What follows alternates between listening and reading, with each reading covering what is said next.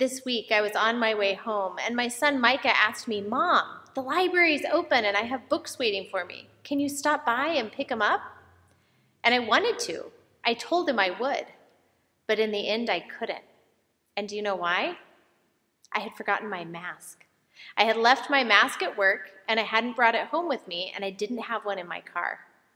Life is so different right now. I'm taking my temperature. When I come to work, I'm signing in, I'm signing out. Whether it's our work or our home life or just the simple act of shopping, things are so different. We're looking ahead to an uncertain future, and we're not sure exactly what's coming. And it's been this way for longer than we would have imagined. Sometimes I feel so overwhelmed, and I'm not sure what's coming next or how I'm going to feel about it.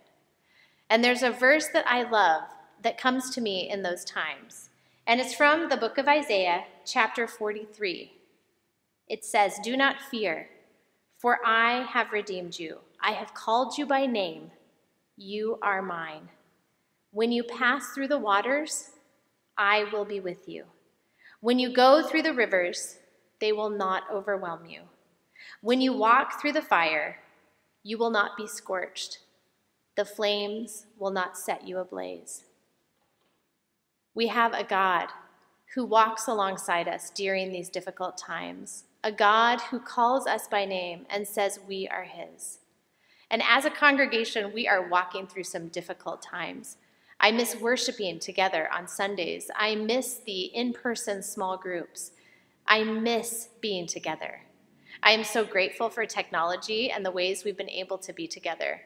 But as we look toward an uncertain future, I am comforted by this verse. Session met this past Monday, and we have a few updates for you. And I want to share those with you now.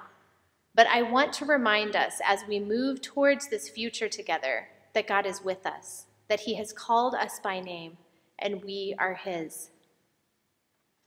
Up and coming, our church is doing everything we can to get ready to open when it is time. Session has identified a criteria which would allow us to open. That criteria is a 14-day trend of downward new cases in Cuyahoga County. We would need to see a 14-day trend of the number of cases, the number of new cases going down in Cuyahoga County in order for us to feel like we have met the criteria that it would be safe to open. We want to open. And so in the meantime, we are going to be training greeters. We are going to be working on our protocol. And coming up in the next week, after Sunday, we will be publishing our interim COVID-19 policies. And that can help you come to an understanding of the things that we are doing to keep employees, volunteers, and congregants safe at this time. We want to share those with you. They show how things have changed, how we're doing things differently, and they can also help you know what to expect.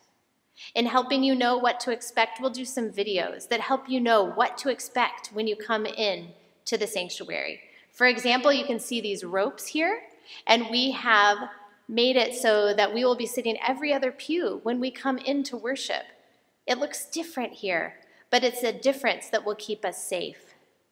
Other updates that we have is that we are going to be doing more in-person outdoor events. Vacation Bible School gave us beautiful signs of hope as families and children and volunteers came together outside with their masks on and in a socially distanced way to come to the parking lot, to praise God, to do a craft, and to be together as we learned about how Jesus' power pulls us through. We're looking forward to July 29th.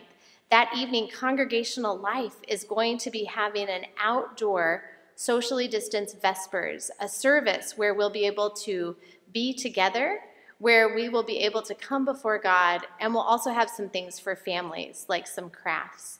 So we look forward to events like that to help us as we are in this waiting period before we can come together for worship. When we feel overwhelmed, and that has to be happening for each one of us in different ways at this time, God is with us. He calls us by name. We are his. I am so grateful that we are together in this. and I look forward to the day that we continue to be together in person